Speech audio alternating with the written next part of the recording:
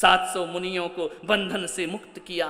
मूर्छित पड़े हैं सारे मुनिराज, चेतना सुप्त हो गई उनकी, ना उठते बनता ना बैठते, रुंध गया पूरा गला उनका। आज के दिन मालूम है क्या हुआ? सारे श्रावकों ने जय जयकार की विष्णु कुमार मुनि की। आकाश से पुष्प की वर्षा होने लगती है, आकाश में जय जयकार की ध्वनि होने लगती है। विष्णु कुमार मुनि अमर हो, विष्णु कुमार मुनि जयवंत हो। और उन्होंने उस दिन से विष्णु कुमार मुनि ने कहा कि ध्यान रखना, आज से ये संकल्प पूरी समाज ले ले कि हमारे मुनियों पर कष्ट आएगा तो अपनी जान की बाजी लगाकर भी हम संतों की रक्षा करेंगे। ध्यान, यूं तो 365 दिन आप हमसे कहते हो महाराज हमारी रक्षा करना, लेकिन साल में एक दिन आता है जब संत तुमसे कहता है कि हे श्रावको आप हमारी रक्षा करना, संतों की रक्षा करना। अभी ताई ने वहां लिखा ना, पिच्छी, एक पढ़ रहा था मैं कोटेशन कि पिच्छी में राखी बांध रही, उनकी पिच्छी सतत हमारी रक्षा करती रहेगी। मैं कह रहा हूं हमारी पिच्छी सतत आपकी रक्षा करेगी, लेकिन जब जब वक्त आएगा तो आपका वैभव और धन भी संतों की रक्षा में लग जाना चाहिए, समर्पित हो जाना चाहिए। ध्यान रखना, कभी कभी भगवान को भी भक्तों से काम पड़े, भक्तों से काम पड़ता है। लगी भूख तो भैया उनके घर को चल पड़े। ध्यान, आहार लेना है तो तुम्हारे घर तो संतों को आना पड़ेगा ना। तो 700 मुनियों की आज वैयावृत्ति हुआ करती है, 700 मुनि राजों के आज आहार हुआ करते हैं। 7 दिन के बाद आहार क्या दिया, क्या दिया आहार में? खीर। काय की खीर? सेवई की खीर दी है ना? नहीं, हमको नहीं दी। नहीं, हमको दें भी क्यों, हम कौन से उपसर्ग में जी रहे हैं? ध्यान रखिए, हमको कौन सा कष्ट पड़ा हुआ है। पहले के जमाने में जब मुनि महाराज दिखाई नहीं देते थे ना, तो लोग क्या करते थे, अपने घरों की दीवार पर मुनियों के चित्र लगा करके और उन्हें सेवई की खीर के आहार दे करके भाव वंदना करके जीवन को धन्य किया करते थे। आज तो तुम सब सौभाग्यशाली हो, इससे बड़ा और सौभाग्य क्या होगा कि पहले के लोग चित्रों में मुनि को देखा करते थे और आप आज साक्षात मुनियों के दर्शन अपनी आंखों से कर रहे। कितना सौभाग्य तुम्हारा। और आज रक्षाबंधन पर्व, उस दिन से सारे श्रावकों ने एक दूसरे के हाथ में राखी बांधी। मुझे ये समझ नहीं आता, ये भाई बहन का त्योहार कब से हो गया? ये तो गुरु और शिष्य का त्योहार हुआ करता है, ये तो भक्त और भगवान का त्योहार हुआ करता है, ये तो धर्म और धर्मात्मा का त्योहार हुआ करता है। भाई बहन का कब से हो गया ये त्योहार? विचार करिए, कोई भी किसी को राखी बांध सकता है, रक्षा सूत्र एक संकल्प ले सकता है। आज एक बहन अपने भाई को राखी बांधे, आज एक पत्नी अपने पति को राखी बांध सकती है, एक पति अपनी पत्नी को राखी बांध सकता है। मालूम है किन भावों से?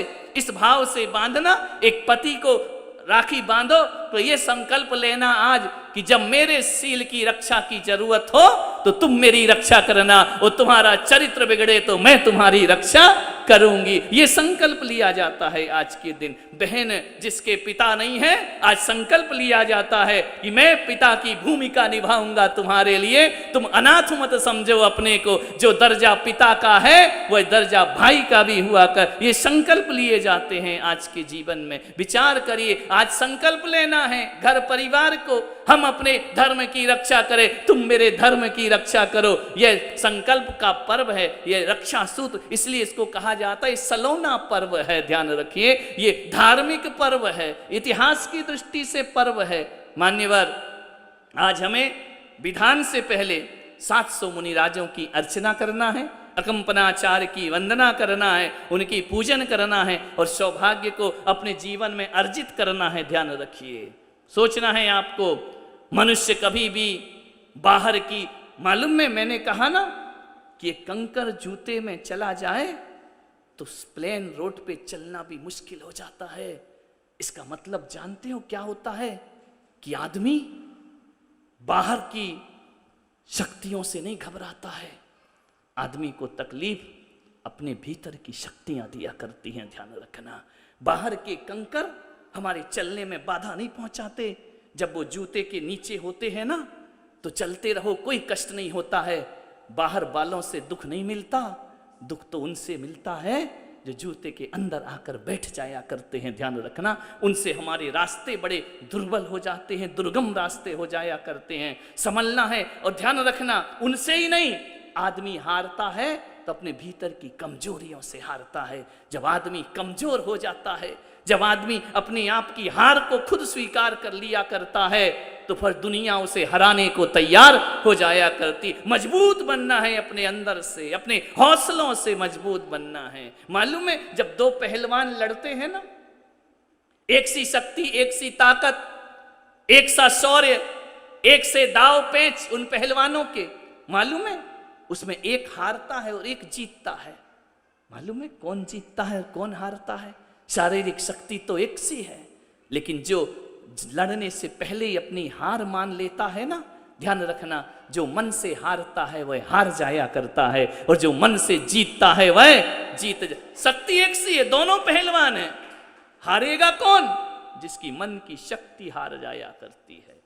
ध्यान रख, हारना नहीं जिंदगी में, जीतना ही जीतना। अपन तो जिनेंद्र भगवान के भक्त हैं। जिनेंद्र ने तो कहा, जो अपने आप को जीत ले वो जिनेंद्र हो जाया करता है। अपने को जीतना है। हार और जीत बाहर से नहीं होती, हार और जीत तो भीतर से हुआ करती है।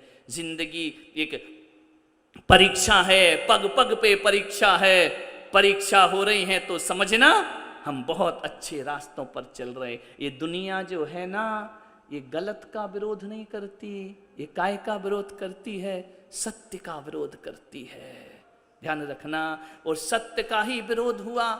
जब कोई आता है महावीर तो दुनिया उसके विरोध में खड़ी हो जाती है। ऋषभदेव आते हैं तो दुनिया विरोध में खड़ी हो जाती है। कोई मीरा भक्ति में डूबती है तो उसके घर के लोग उसे जहर देने को तैयार हो जाया करते हैं। विचार करना है आपको, घर में ही सब कुछ होता है, कैकई ही तो बन। और एक बात ध्यान रखना, दिल के छाले झुलसते हैं सीने के दाग से, और घर को आग लगती है घर के चिराग से। ध्यान रखना।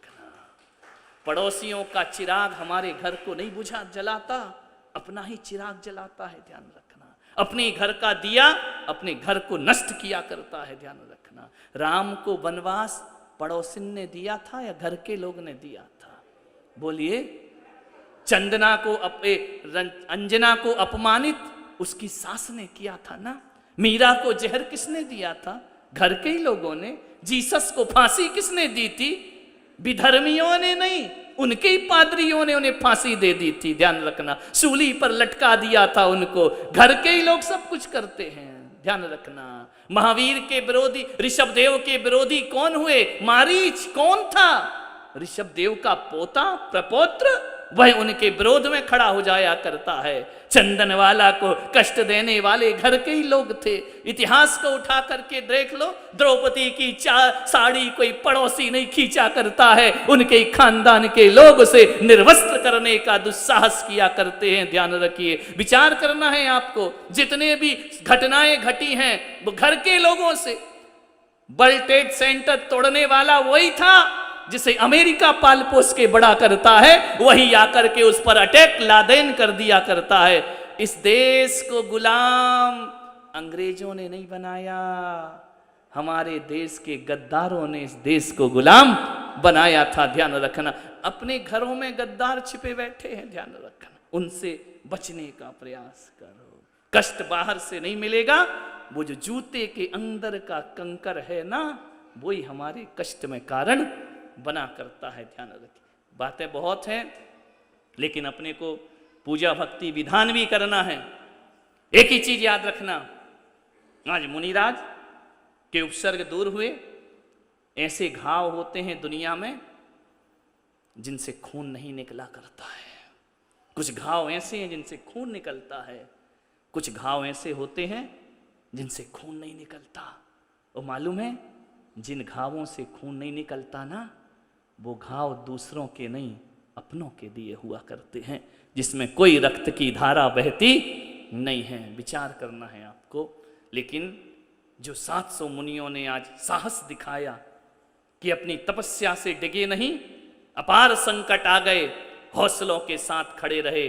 टूटी हुई मुंडेर पे जलता हुआ चिराग मौसम से कह रहा है, मुझको बुझा के देख। चुनौती दे रहा है कि मैं जल रहा हूं खुलेआम, मौसम हवाओं में ताकत हो तो मुझे बुझा करके बताइए, ध्यान रखना। मान्यवर, लोग तो बुरा कहेंगे, कहते रहेंगे, कहते ही रहते हैं दुनिया में। अच्छा आज तक किसको कहा गया है? ऋषभदेव को भी बुरा कहा, महावीर को भी बुरा कहा, और कोई हमको सब अच्छे कहने वाले हैं क्या? लेकिन हम तो इसी हाल में जीते हैं कि जो भी हमें दूर से देखेगा तो बुरा बताएगा, जो भी हमें दूर से देखेगा तो बुरा बताएगा, लेकिन पास में जब आएगा मुस्कुरा के जाएगा। ऐसा हमारे जीवन का सूत्र हुआ करता है।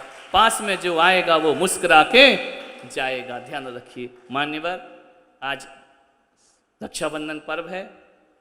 विविध प्रकार के संकल्प, केवल मुनियों की ही रक्षा नहीं, अपने स्वाभिमान की, अपने व्यक्तित्व की और अपने जीवन की रक्षा करना भी मनुष्य का धर्म है।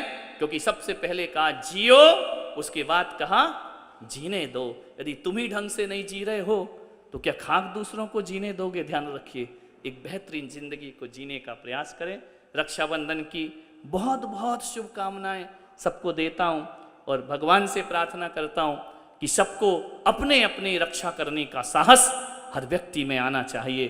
ध्यान रखना, जीवन आपका सार्थक और सफल होगा।